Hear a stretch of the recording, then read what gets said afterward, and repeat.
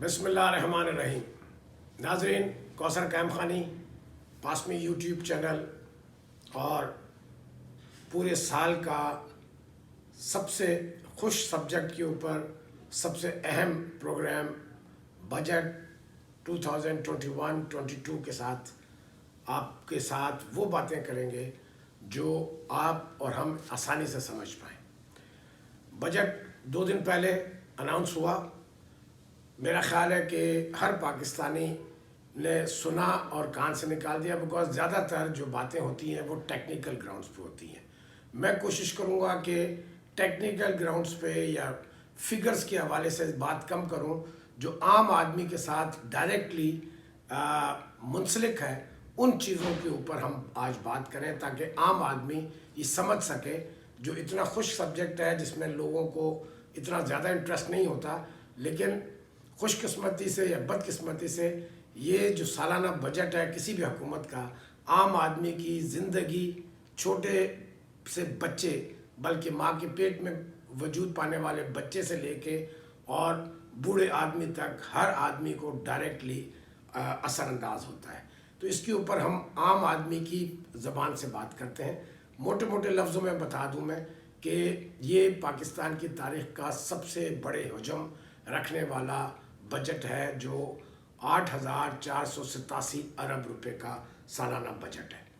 ہم اب اس کو کمپیئر کرتے ہیں کہ یہ بجٹ پاکستان کی تاریخ میں جو 74 سالہ تاریخ ہے ان سب سے منفرد یا علیحدہ کس طرح سے ہے. ہم جب دیکھتے ہیں کہ ایک دور ہے پاکستان 60 کی دہائی میں ہمارے خطے کا، ایشیا کا سب سے ترقی کرنے والا ملک تھا، جو 70 کے بعد ایک مسلسل پستی کی طرف جا رہا ہے. اور یہاں تک پوزیشن آ گئی تھی کہ ہمیں ڈیفالٹ کے خطرے ہو گئے تھے. مایوسی، عام آدمی کے اندر مایوسی پھیل گئی تھی. کرپشن کو ہم نے ایک زندگی کا حصہ سمجھ لیا تھا، بلکہ اس کو برا ہی سمجھنا چھوڑ دیا تھا. تو اس لیول پہ جب قومیں آ جاتی ہیں تو یہ قوموں کی تباہی کی نشانی ہوتی ہے. اور ہم تقریباً اس طرف بڑھ رہے تھے اور پوری دنیا ہمیں تانے دے رہی تھی، بلکہ ہمارا نیبر انڈیا کھلے عام کہتا تھا کہ ہم پاکستان کو بالکل آئسولیٹ کر دیں گے، دنیا سے الگ کر دیں گے. جیسے ایک دور کے اندر ایک چھوت لگنے والی بیماری جو آتی تھی تو اس مریض کو گھر والے اپنے گھر سے نکال کے جنگل میں یا کسی جگہ کال کوٹری میں چھوڑ آتے تھے کہ اس کی بیماری ہمیں نہ لگ جائے. یہ عزائم تھے ہمارے دشمنوں کے اور ہم اس طرف گریجولی بڑھ رہے تھے. 3 سال قبل جب موجودہ حکومت آئی، ایک مشکل ترین دور تھا اور بڑے سر جھکا کر انہوں نے میں سمجھتا ہوں کہ گراؤنڈ لیول سے کام کیا اور بنیادیں مضبوط کرنا شروع کی. عوام کو خوش کرنے کے لیے نہیں، لیکن وہ کام کیے جو ان پاپولر کام کہلاتے ہیں، جس کے تانے مسلسل 3 سال سے ہمارے میڈیا کے اوپر، پرائم میڈیا کے اوپر اور سوشل میڈیا پہ یہ حکومت سنتی آئی. لیکن آج وہی حکومت جو 3 سال سے ہر ایک انسان کے میڈیا کے تانے سن رہی تھی، آج بہت بلند سر فخر کر کے اور نہ صرف اپنا بلکہ پوری پاکستانی قوم کا سر فخر سے بلند کر کے کھڑی ہے. جہاں پر دنیا کے بین الاقوامی ادارے جو پوری دنیا کی اکانومی، پوری دنیا کی پالیٹکس کو مانیٹر کرتے ہیں، ان کے حالات کو مانیٹر کرتے ہیں، معاشی حالات کو مانیٹر کرتے ہیں، وہ اعتراف کر رہے ہیں. اور بالخصوص اس دور میں جب ایک پچھلے سال ایک کووڈ-19 پینڈیمک جو دنیا کی بدترین بیماری آج تک کی تاریخ میں کسی نے اگر دنیا نے فیس کی ہے، اس کا شکار ہوئی. بڑے بڑے بت گرے.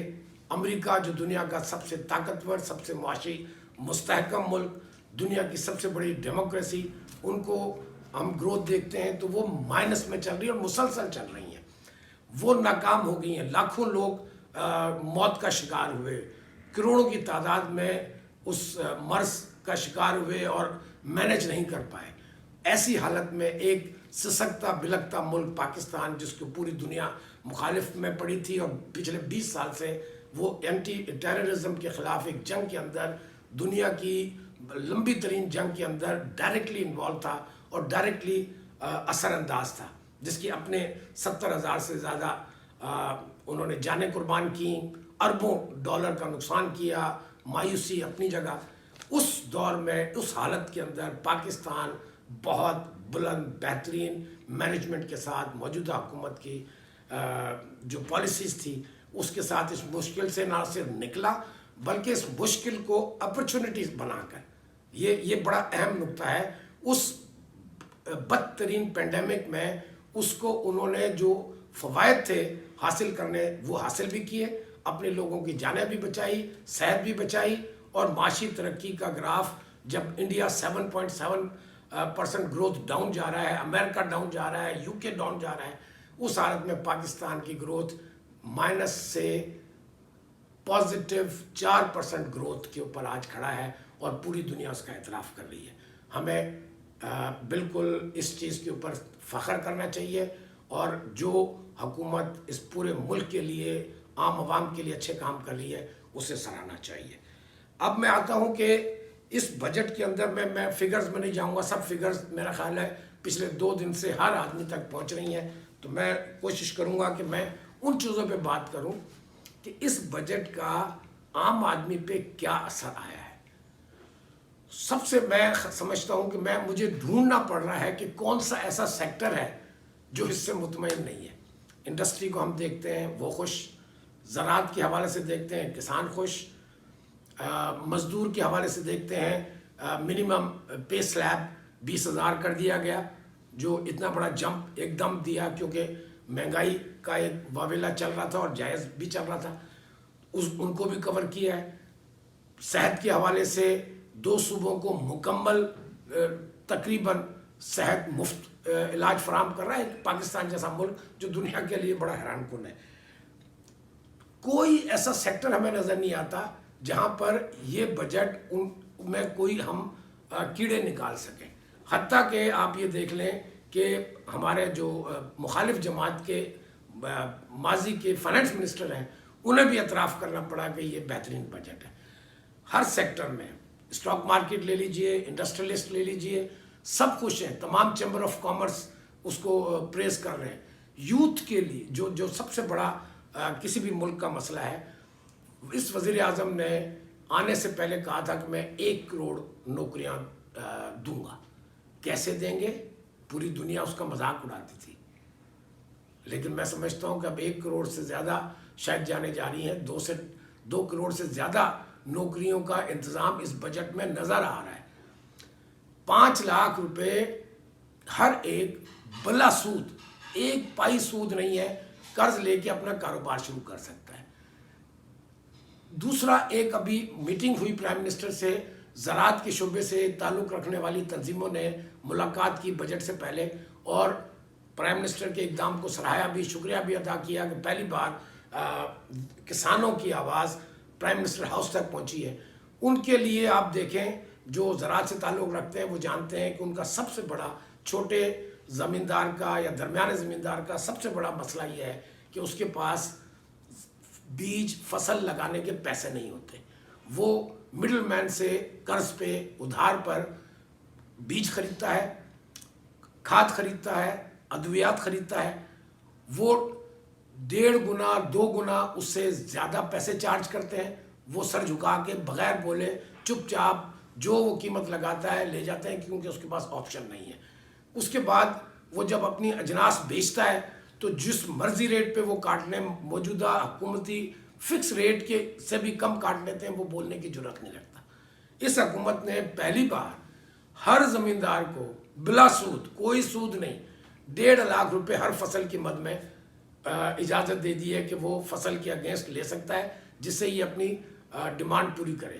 آپ اندازہ کیجئے کروڑوں لوگ ہیں جو اس سے منسلک ہیں، وہ فائدہ اٹھائیں گے۔ اس کے بعد نوجوان ہیں جو پڑھے لکھے ہیں، ٹیکنیکلی کوالیفائڈ ہیں، یا جو نہیں ہیں ان کے لیے ٹیکنیکل کوالیفیکیشن کا بندوبست کر کے انہیں یہ قرض بلا سود دیا جا رہا ہے کہ وہ اپنا کاروبار شروع کریں۔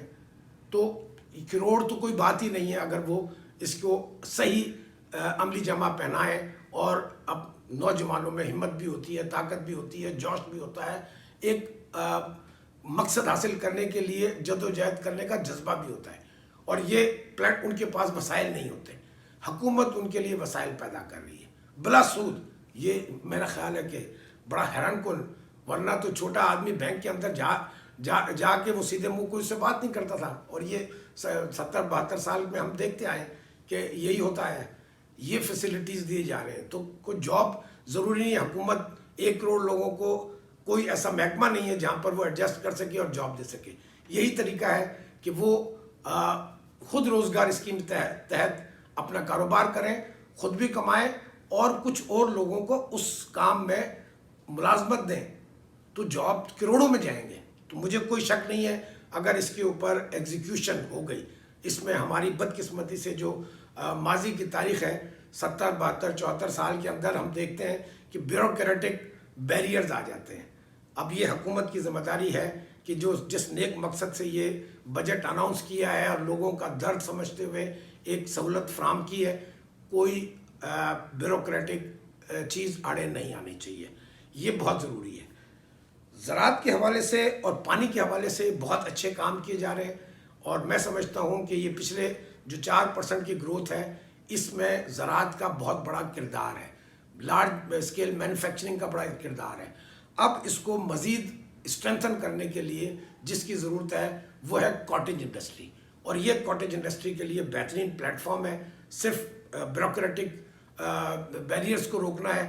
تو میرا خیال ہے کہ ہمارے نوجوانوں میں اتنی ہمت اور استطاعت ہے اور جذبہ ہے کہ وہ انشاءاللہ تعالیٰ اپنے پاؤں پہ خود کھڑے ہوں گے. نہ صرف خود کھڑے ہوں گے بلکہ مزید لوگوں کو روزگار فراہم کریں گے. تو یہ تمام بہترین چیزیں میں سمجھتا ہوں اس بجٹ کے اندر ہیں. اب میں جو آخر میں کنکلوڈ کرنا چاہوں گا، میں نے جیسے کہا کہ میں غیر روایتی طور پہ بجٹ کے حوالے سے بات کرنا چاہ رہا ہوں تاکہ عام آدمی سمجھ سکے.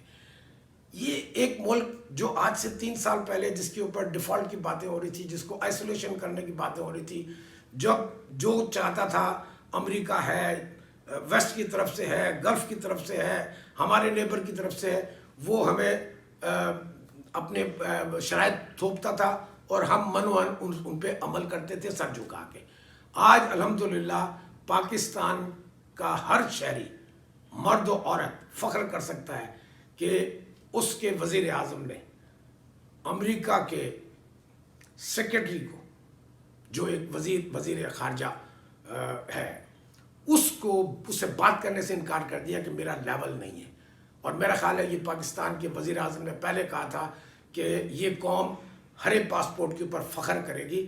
قوم فخر اپنے کردار سے کرتی ہیں، اور یہ ہے کردار ہمارے وزیر اعظم کا. اب جس چیز کی ضرورت ہے وہ ہمیں اپنے کردار کو اس لیول تک لے جانا ہے جس لیول پہ ہمارے وزیر اعظم کا کردار ہے. کیونکہ جیسے میں نے پہلے اپنے انٹرو میں کہا کہ ہم نے کرپشن کو بالکل جائز حصہ بنا لیا ہے اپنے ریت رواج کا. یہ کردار کی بدترین نشانی ہے. ہمیں برے کو برا کہنا چاہیے، اچھے کو اچھا کہنا چاہیے. میرا کسی سیاسی جماعت سے کوئی تعلق نہیں ہے. جو مجھے جانتے ہیں، بے تحاشا لوگ جانتے ہیں، میں میڈیا کے حوالے سے بھی پچھلے 27-28 سال سے کام کر رہا ہوں، اخبارات میں بھی، ٹی وی کے اوپر بھی، پاسمی کے حوالے سے بھی.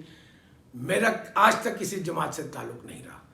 اگر میرا لیڈر میرا فخر بلند کر سکتا ہے، سر فخر سے بلند کر سکتا ہے، دنیا کے اندر مجھے شناخت دلا سکتا ہے، میں سمجھتا ہوں اس سے اچھا میرے لیے اس ملک کے اندر کوئی رہنما ہو نہیں سکتا، اور مجھے اس کا پورا بھرپور ساتھ دینا چاہیے.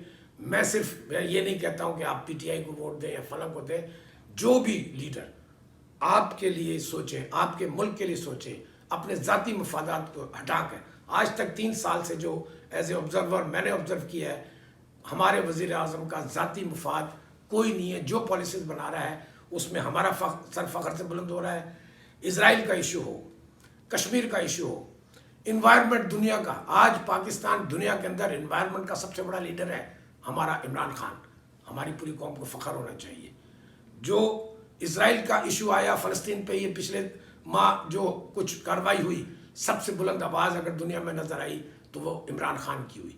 پھر اسلاموفوبیا جو ہمیں ایک تانا دیا جاتا تھا دنیا کی طرف سے، سب سے پہلے آواز بلند کرنے والا پرائم منسٹر پاکستان، اور آج اس نے منوایا ہے کہ اسلاموفوبیا ایک بیماری ہے جو مغرب کے ذہنوں کے اندر پنپ رہی ہے، اور جس کا اقرار نیوزی لینڈ میں بھی ہوا اور ریسنٹلی کینیڈا کے وزیر اعظم نے بھی کیا. تو میں اس حکومت کو مبارکباد پیش کرتا ہوں اور سیلوٹ پیش کرتا ہوں کہ ان کے اس اقدام سے کروڑوں لوگوں کا بھلا ہوگا. اللہ ان کو مزید اچھے کام کرنے کی ترغیب دے اور ہمت دے. Thank you very much. All the best and request to all کہ اچھے کام ہو ضرور سپورٹ کریں, اور اگر حکومت غلطی کرتی ہے اس کو بالکل اس کے آڑے آئیں اور اسے روکیں. Thank you very much.